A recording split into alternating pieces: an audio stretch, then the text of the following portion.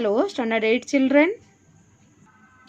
Already I have said this chapter 5 बदला तो मैंने भी लिया था exercise, half exercise.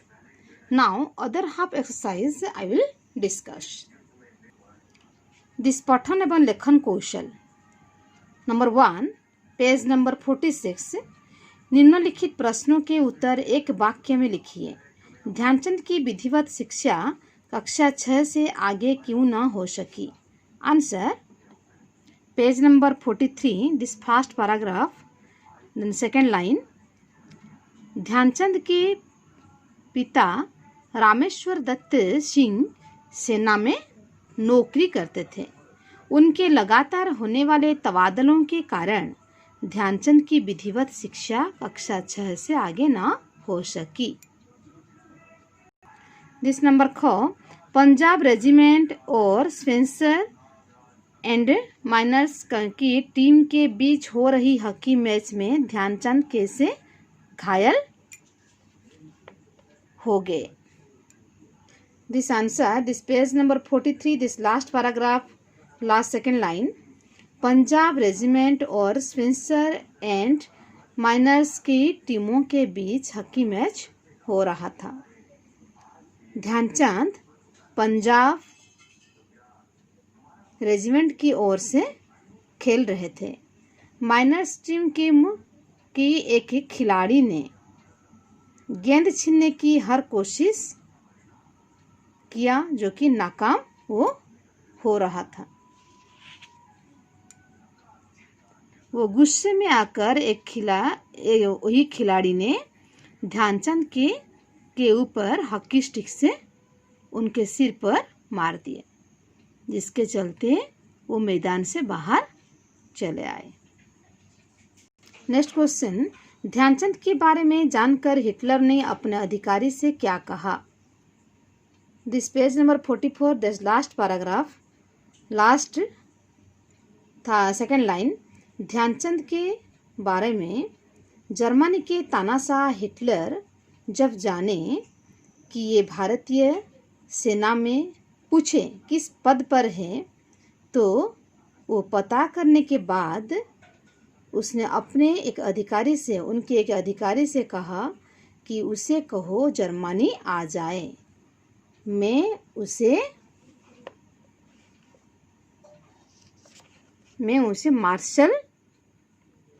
मार्शल बना दूंगा. देन घ नंबर. फाइनल मैच से पहले खिलाड़ी निराश क्यों थे? आंसर. फाइनल मैच से पहले भारतीय खिलाड़ियों की निराशा का कारण अभ्यास मैच में जर्मनी से 1-4 से हुई शर्मनाक पराजय थी. उन्हें फाइनल मैच जर्मनी के साथ ही खेलना था.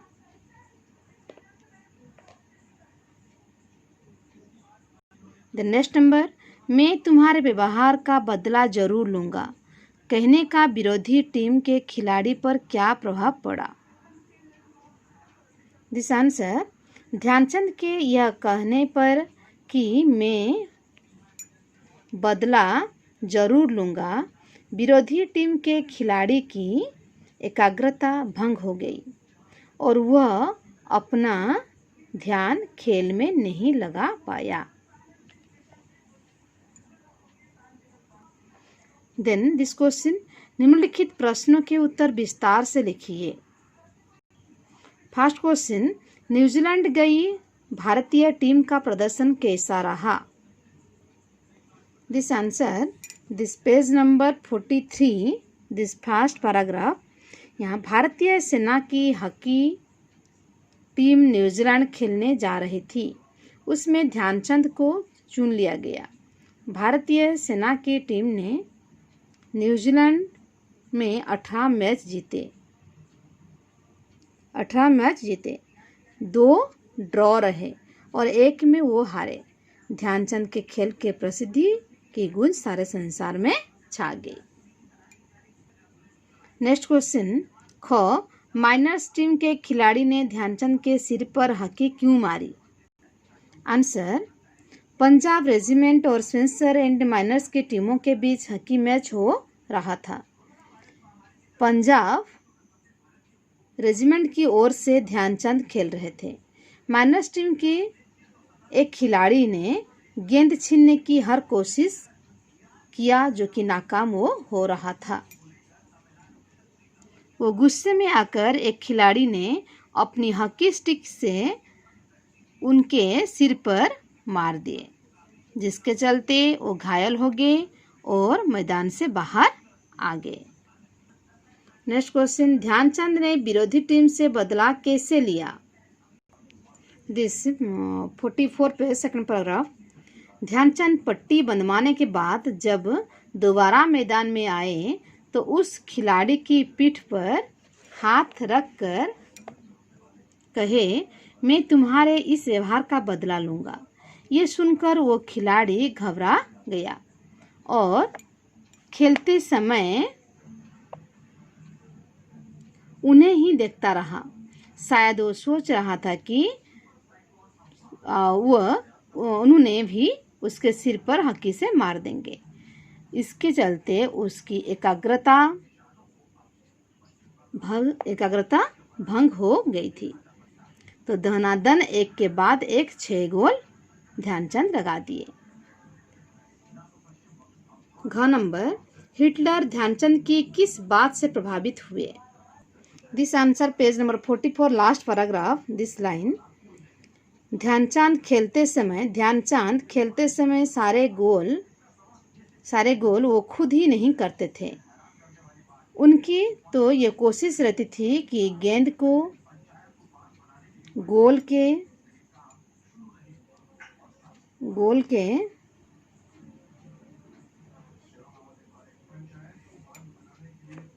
पार ले जाकर किसी साथी खिलाड़ी को पास कर दें, जिससे उसे गोल करने का श्रेय मिल जाए। और वो खेल भावना से, वो जर्मनी की इस भावना से तानाशाह हिटलर का दिल वो जीत लिए।